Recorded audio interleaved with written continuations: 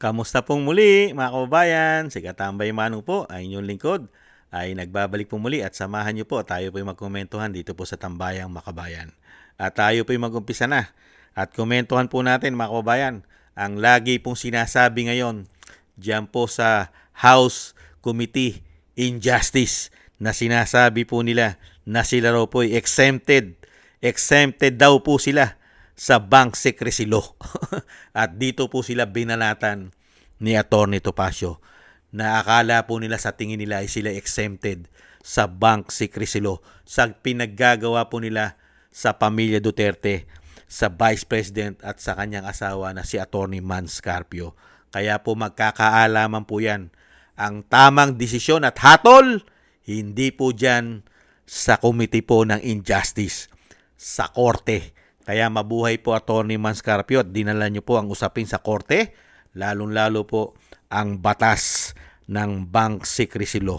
Painggan po natin at panoorin si Atty. Topacio, mga kababayan. Yusek Adriano, magkano po ang salit? Sabi nitong si Luistro na impeachment daw naman ito. So exempted daw to sa bank secrecy law. Diyan siya nagkakamali para sa akin. Etong ginagawa po ninyo, hindi pa po impeachment. Para po sa kaalaman ng ating mga kababayan, ano bang ibig sabihin ng impeachment? Kailan ba impeached ang isang impeachable officer or official sa ilalim ng konstitusyon? Sa ginawa po ni Attorney Luistro, parang siya na rin yung senador. Kaya nga, parang siya na yung court. Siya na lahat. Hindi ba? Senador ka, ikaw na yung court eh. O, pinapilan niya na lahat. Ayun. Mga kababayan, Sabi nitong yari po sila kasi pinalalabas po ni Luistro na siya na lahat, mga kababayan. Siya na rin ang lalabas na Senado. Siya na rin ang korte. Biruin mo, pabubuksan mo, mga kababayan, yung kaya nga po yung ginawa po ni Atty. Mans Carpio, tama po na dali niya sa korte. Iba na po kasi ito pong mga congressman, iba na po ngayon. Wala na po silang pakialam sa batas. Kaya nga po na mula po nung makabalik sa kapangyarihan ng tinatawag na binagoong ang Pilipinas, diyan na po nagumpisa ang bend the law at break the law. Di umano. Hindi po ba? Kaya nga po yung sinasabi po ni Atty. Topacio, ang impeachment po ay hindi po dyan ang impeachment. Kung may matitibay kayong ebidensya, bakit hindi nyo nadalhin sa Senado at doon na magkaalaman? Di po ba? Dahil marami kayong kakampi sa Senado. Bakit ayaw nyo dalhin sa Senado? At ginagawa nyo fishing expedition. Naghahanap kayo ng ebidensya. Kaya nga fishing expedition eh. Namiminwit pa kayo. Naghahanap pa kayo ng ebidensya. Hindi kaya? Hindi naman po tanga at bobo mga Pilipino. Gumagawa lang kayo ng ebidensya. Kaya nga po pinahaba nyo pa ang usapin. Fishing expedition na. Hindi nyo pa dali sa plenaryo ng pagbotohan nyo na. Ilatag nyo na ilatag ang mga ebidensya ninyo at nang yan ay pag-usapan na sa Senado at pagbotohan nyo na yung matitibay na ebidensya nyo. Hindi po ba?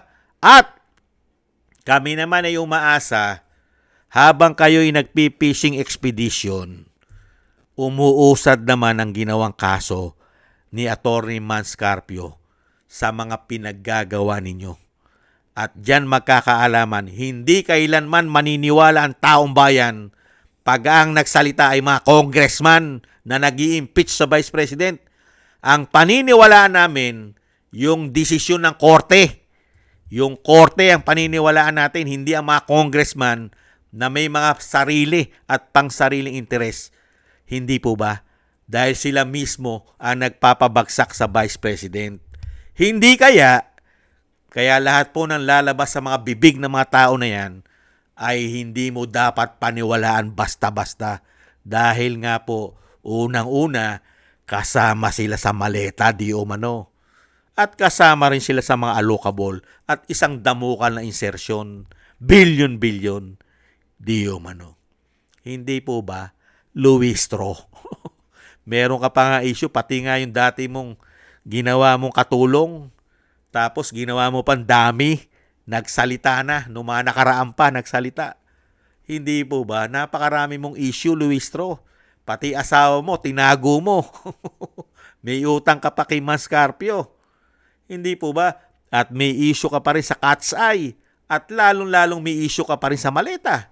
May issue ka pa rin sa napakalalaking insertion. Bilyon-bilyon.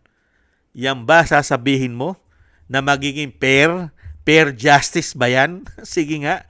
Puro po may pinagtatakpan at kailangan po nila pagtakpan ng mga sarili nila dahil pag naging presidente si Inday Sara, itong mga tinatago nila na nabisto ng taong bayan, ay muli ay yan po ay sasamuka. Bigla pong babanda o babalanda sa pagmumuka nila. Hindi po ba? At yung mga tao na yan ay takot na pong magsauli yan sa mga ninakaw nila. Kaya nga po gumagawa ng paraan para po hindi na nila ibalik ang mga ninakaw nila. Hindi kaya, mga kababayan, kaya intayin na lang po natin mga kababayan. Yung sinasabi po ni Atty. Topacio, tama po yun. 100% tama po yun. Na talagang dito sa ginagawa nila, mga kababayan, unang-una, lahat po ay gagawin nila para lang po mapabagsak ang Vice President. Kahit po batas, kaya nilang baluktutin at hindi sundin.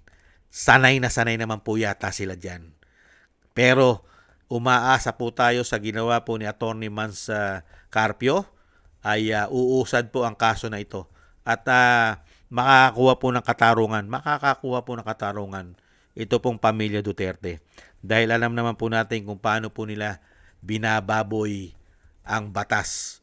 Lalong-lalo po pati ang pera na sinasabi po nila na bilyon. Saan ka ba naman nakakita? In and out, deposito, withdraw, pinagsasama-sama mo, mga transaksyon, hindi po ba kahindutan yon? At dyan po, nakita naman po natin kung paano po pinagpiestahan ng media yan. Pati po media, pinagpiestahan po yan. Pati po media, pagdating po sa politika sa Vice President, ay nagiging tanga, bobo! Nagiging tanga, bobo at gago. Di umano. Hindi kaya, dahil kasama rin yata sila sa maleta. Hindi kaya, mga kababayan. Yan po mga kababayan, nilinaw po ni Atty. Topacio.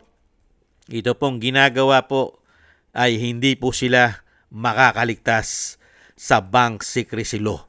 Hindi po sila exempted. Kaya po inaasahan po natin ang sa mga darating na panahon. Sa tamang panahon, ang hustisya po ang mananahig. Lalong-lalo po sa ginawa nila sa pamilya Duterte. Ganon din po sa dating Pangulong Duterte. May tamang panahon po para sa hustisya. Hindi po sa panahon ngayon. Malabo po sa sabaw ng pusit na umira lang hustisya sa mga Duterte sa panahon ngayon. Yung tamang panahon po ang iintay natin. Mga kababayan, mabilis lang naman po ang panahon. 1 taon mahigit na lang po sila sa kapangyarihan. Hindi po ba? Maraming salamat po mga kababayan sa nagusto po ng ating tambayan mga kababayan sa YouTube at TikTok. At ganoon din po sa ating mga subscribers at patuloy po nagsusubscribe. Thank you po sa inyo. Ganoon din po sa mga nagko-comment, like, share, and subscribe. Mabuhay po kayo. Thank you po. At sa mga nagbibigay naman po ng tulong at biyaya, shoutout po sa inyo. Thank you po kay Eric Hershio ng Canada, Tatay Nick ng Canada, Mila Yi, Annie Jo, Jem Aris ng United Arab Emirates, Kingston ng Hong Kong, Jake Yahut ng California, USA, Gina Ray ng Berlin, Germany, Julieta Silona ng Sydney, Australia, Baby Roman Ate Isa ng Cagayan, Jem Aris ng United Arab Emirates, si Gay at Shena, Balance Vision TV, Jesus Valdepena at Rolando Guerrero. Thank you po sa inyo mga kabayan at ingat-ingat po kayo lalo-lalo po sa inyong mga paggawa at God bless po sa inyong lahat. At dasal-dasal lang naman po tayo. Excuse me po. Dasal-dasal lang po tayo mga kabayan at tiis-tiis lang po. At darating naman po ang pagbabago at muli pong makakabangon ng ating bansa sa awat tulong po. Lalong-lalo po pagka ang agila ng Mindanao na po ang maglilingkod po sa ating bansa. Tiis-tiis lang po tayo. Bye-bye!